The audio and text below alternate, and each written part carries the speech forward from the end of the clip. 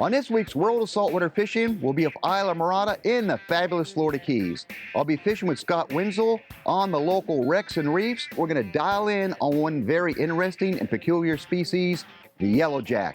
Jump aboard. It'll be one exciting fishing trip.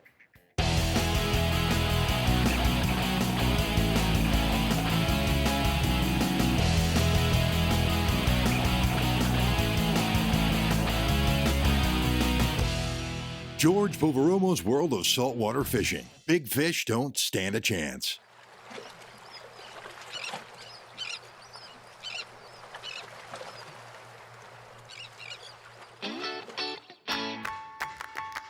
Here we were, late May, trailering down to Islamorada in the Florida Keys with the Mark VI. And May is a very difficult period in the Florida Keys for the simple reason is that there are just so many species that are really starting to crank up at this point in time. You have the early push of mahi, the bottom fishing tends to be good, the tarpon are happening. There's just so many choices, but one in particular that we decided to hone in on would be fishing the wrecks and the reefs. Fishing with me was Captain Scott Wenzel, who also runs a charter boat with his brother behind Worldwide Sportsman in Islamorada, Florida Keys. I had the privilege of growing up doing a lot of fishing with my dad, and that kind of transferred into doing it for a living, and got to work with a lot of great captains, and then I worked for my brother for a number of years, and now here I am running my own boat. And I'm fortunate enough to work with George Poveromo's World of Saltwater Fishing. Well, a typical George shoot consists of a lot of laughs and fooling around, and then we get down to business and create an amazing show, and it's an amazing crew right here. And the plan was to load up with live pinfish, pilchards. I also brought along fresh ballyhoo, squid, and the various assorted bottom baits. And our plan was to go and anchor on some of the shallower reefs, and then from there, progress out to deeper reefs and make drifts. We're staring down the barrel of 15 to 20 knot winds, and we're headed offshore, try to make a day on the reef and the wrecks. We ran down to the numbers, a lot of fish, a lot of life. I told them, take the wheel, let me get up front. You get yourself dialed in with the wind and the current.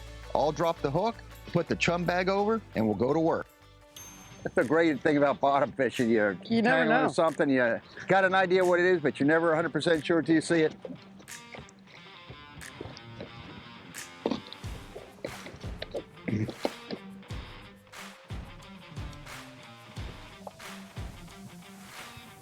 Looks like a little mutton snapper. Yes, it is. You got yourself a mutton.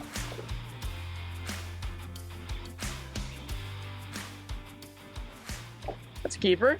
And a beauty at that. Yes, sir. Check that out. Not bad. And you got this on the pinfish. Yes, sir.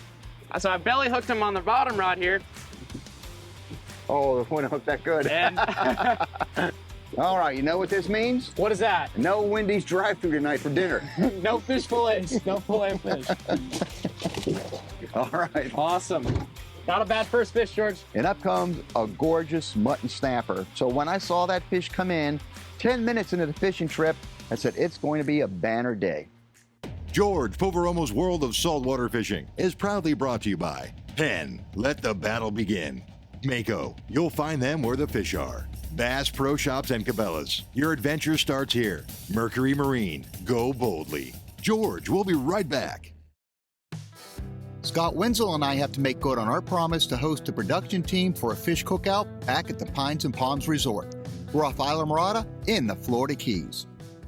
I was fishing live pinfish primarily, taking a hook, running through the lower jaw, out the upper jaw, and fishing a predominantly short leader. The leader might have been, I'd say, maybe 3.5 feet of a 30-pound test fluorocarbon.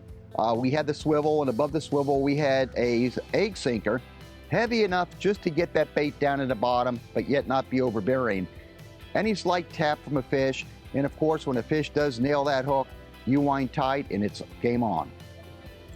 See what we have, and we look like we got ourselves a grouper time. Black grouper. Check that out.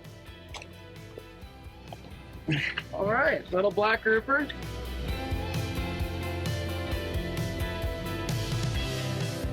All right, George, what do you think? We get another one? For sure, a little bigger. So Scott says, why don't we try to put about 10 or so yellowtail in the box early on? We have a mutton. Let's get some yellowtails because we were planning on having a cookout at Pines and Palms with one of the grills. So we went to work catching yellowtails.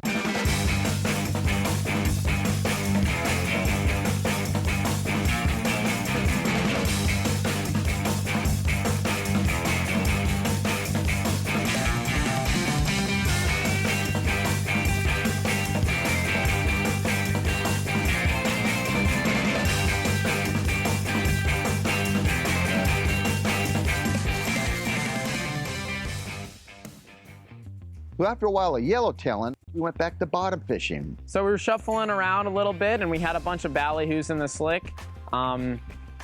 Especially when you're bottom fishing, you got to have that variety of bait, I found. So you definitely can't let a slick full of ballyhoos go uncast netted. So we threw the net, and just in case, you know, something was a little pickier that day and they wanted the ballyhoos, we were going to have a well full of those to offer them. And for bottom fishing, live ballyhoo can be crucial if fish like the muttons are keyed in on it. So we had all the bases covered at this point. So Scott said, let's go out and we'll hit some of these deeper wrecks, anywhere from 170 feet of water to 200 feet of water. We'll go out there and we'll make drifts.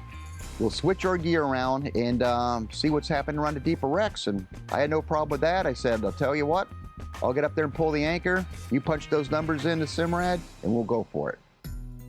The History of Diving Museum can't be missed when driving through Islamorada in the Florida Keys. The colorful building is located on the bayside at mile marker 83. It is without a doubt worthy of a visit. Executive Director Lisa Mongelia explains what you will experience. When visitors come through the History of Diving Museum, a lot of times they don't know what to expect. They don't realize that diving has been going on for literally 4,000 years. They think that it's Mike Nelson and Jacques Cousteau and kind of the 1950s, 60s launch. So when people come in, first of all, they're amazed by the homemade helmets. Everybody in the Keys loves the rum runner that was used during Prohibition to bring things into the United States, contraband. They also are amazed that swim fins weren't invented to the World War II and like mass produced until the 1940s. So they don't realize how easy it is now to get into the water and enjoy that environment without any struggles. I somewhat jokingly state that I don't go overboard voluntarily, which means I don't dive. However, even I was taken in by the displays, both archaic and modern. The History of Diving Museum is located at mile marker 83 in Islamorada. We say don't drive by, dive in. It's a fantastic place to take your family, to stop, get a little break while you're in the car. We're open 7 days a week from 10 to 5. Check us out on divingmuseum.org, YouTube, Facebook, Instagram, all the social medias. George Poveromo's World of Saltwater Fishing is proudly brought to you by Simrad. Go with Simrad and go with confidence. Rapala holds the world record for world records. Suffix always use the best line. Starbright Boat Care Products, blending technology with performance since 1973. George, we'll be right back. Scott Wenzel and I retrieved the anchor and set forth to drift over a few deep wrecks off Islamorada in the Florida Keys. By the life appearing on our Simrad, I believe the right call was made. Now, moving out to these deeper wrecks, we were fishing mutton rigs. We like to call them the Miami mutton rigs. Again, I'm a Miami native, and we grew up fishing a rig where you're using a leader that's 40 feet long. And the reason you use such a long leader is that any fish, if they're on a very peculiar feed and not really tearing up the baits aggressively, they'll move that bait, they'll peck at it, they'll tug at it. If they feel any resistance, like they would if the sinker was 3 feet off of that hook, they'll drop it and move away. But with all the slack from a 40-foot long leader, they can peck it, they can move it, run off with it, and they'll feel zero resistance and make them commit a lot easier. Uh-oh. How are we looking up there, George? Hooked up deep, first drop on it. Trying to keep them off the bottom. Little short strokes here and gaining as little as I can, as long as it's in the positive. I think we'll be all right. That's a nice fish. Yes, it is pulling good. Starting to float up on you, George? I hope so. Yeah, right? All right. all you. Here he is. Look at Right that. here. Look at that beautiful fish out there on the end. It is something up on the top. Yellowjack. A It's big coming around yellowjack. How you doing with him? Nice yellowjack. Woo, check him out. You need a net or anything?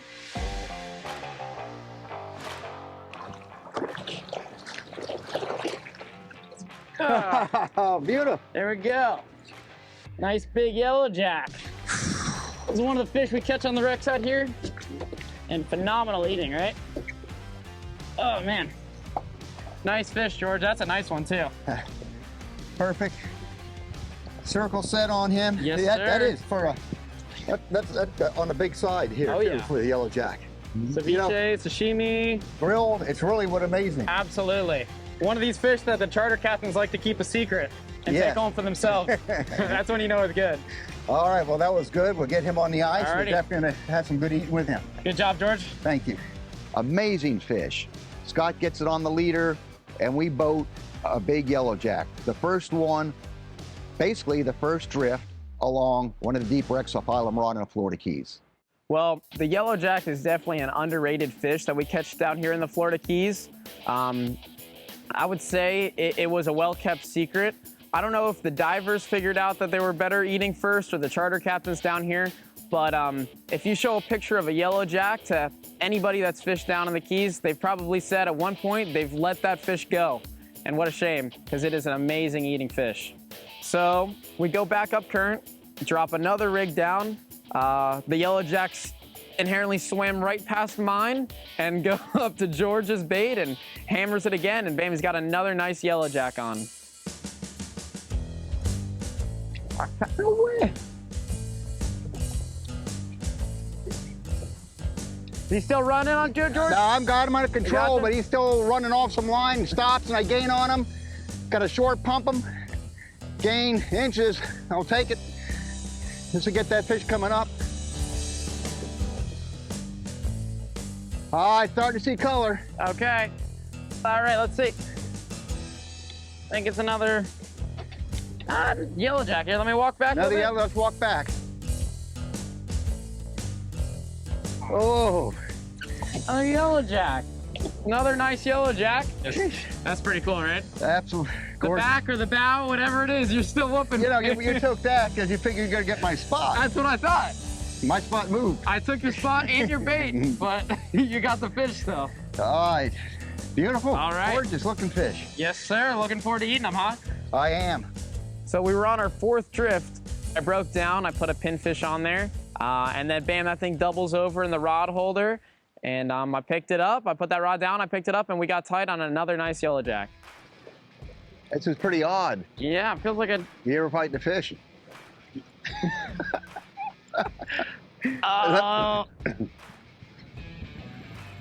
Let me know when I can be of assistance for you. Could be another yellowjack. Oh my gosh. You all right? Slippery, yep. I don't want to have to catch you too. Oh, I'm staying inside the boat. Got him coming up right here. All right, I see deep color. Let me slide over and grab that. If you put the rod tip to me, I'll slide the sinker off. Yep. Are you ready, George? Okay, let's try this one more time. Oh, it's another yellowjack, I think. Whole school of them. All right, you're good here. Look at the school of them. Yeah, look at that. That's see- awesome. What happened? No, another nice one.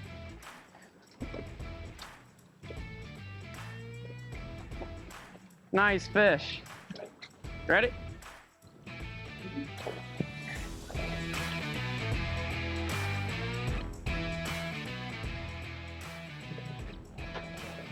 Slide in Nice there, you're a fish. Yep. Awesome fish.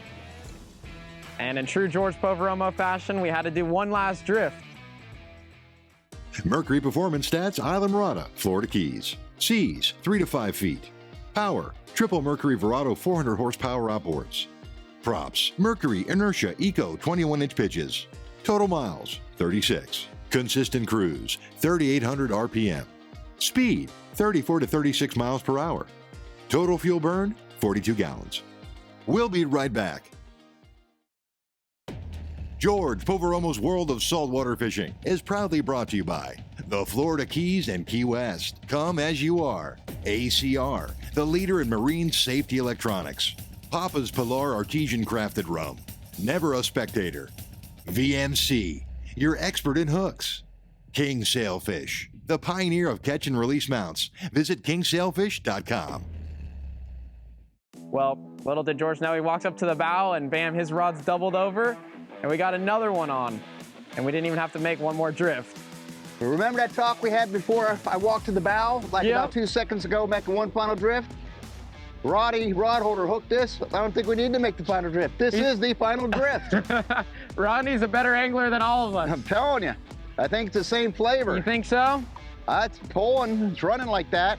George, I thought I could get a moment to shine, but nope. You did good in that last one. Hey, Yep. you got the button today. Is there a He's limit right on there. He's glued to your fish. Is there a limit on these fish? No limit. There should be, though. I agree. Well, with all the fish, we boat him too, or we release one for... You want to release this one? Yeah. Woo, that's a big one. They're all beautiful sized fish. They really are amazing. Look at him come up. Man. Hooked perfectly. Look at that. All right. Sweet. Circle hook. Let's release it. Send him back. Here we go. See you later, buddy. And that fish is gone. Yep. This one might have been the biggest one of the day. Put up a heck of a fight on the leaders, ripping line out of my hands. I grabbed its tail and we get him up in the boat and get that hook out of him, and we sent him on his way. Hopefully catch him again some other time. So there we have it. We've got a decent fish box in a Mark 6. And of course, the big decision had to be made. George gave me the ultimatum of, clean the boat or clean the fish. And if anybody knows me, I'm all about cleaning the fish and not the boat. So I raced over there, I grabbed the fish, put them in a wheelbarrow and wheeled it over to the tables and started cutting. I've stated in numerous shows when we come to Islamorada and the Florida Keys that I jokingly say the Pines and Palms is my home away from home. And it's, again, old school Florida. It's the way the Florida Keys used to be that I remember when my dad would take me fishing here. You have old school Florida complexes here, from 1-bedroom units to 2, 3-bedroom units to villas to a couple of 2-story homes on the water. This is oceanfront, and it's a magnificent piece of property. Everybody is thoroughly friendly. They have a little poolside bar. You want to treat yourself to a refreshing drink. Or if you have family members that just want to hang out here, there's a swimming pool overlooking the Atlantic, a beach, a dock, and even a boat ramp for small boats that you could launch here and keep your boat tied up. And one thing that we had not done until this trip at the Pines and Palms was to take advantage of their grills. If you would like to grill your catch or bring steaks or what have you, they have grills that they could bring out in front of your room, and that's exactly what we did. So when George Poveromo invites you over for a barbecue, you never say no. So I self-invited my brother, and we came back down and enjoyed some Papa's Pilar and some steak and fish and crab. It was phenomenal. The grill was fired up. We threw steaks on the grill. We had mutton snapper also took its place on the grill. Dungeness crabs, we heated them up with, of course, some melted butter. This was really an incredible feast. And looking at the entire spread, and of course sampling a little bit of everything that we had on the table, if someone asked me, of all that spread that you guys had, which was your favorite? I would no doubt say that yellow jack sashimi was sensational. Dipped in a little soy sauce, a little wasabi on there, it was remarkable. I could have had that as the main course. It was that incredible, and bodes well for the yellow jack on how totally sensational they are, not only as a game fish, but as table fare as well. Fishing with Scott Wenzel was really unique. Now remember, he's a charter cap that runs with his brother at a Worldwide Sportsman. So this is the first time on the other side of the camera with George. We had just an awesome day out there. He's just a remarkably good kid, hardworking, a fishaholic, The only thing I don't like about him, he spearfishes, but again, that's a little inside joke I have with him. And we just had an all-around great trip. We get out there, we did what we wanted to do, and we came back and enjoyed some awesome food with some great friends. If you want to keep track of our fishing adventures, we welcome you to follow us on our social media. I'm on Facebook at facebook.com/George.Poveromo.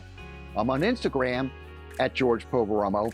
And you can see our shows in 4K broadcast quality on YouTube at my YouTube channel, which is George Poveromo TV. Jump aboard and ride along with us.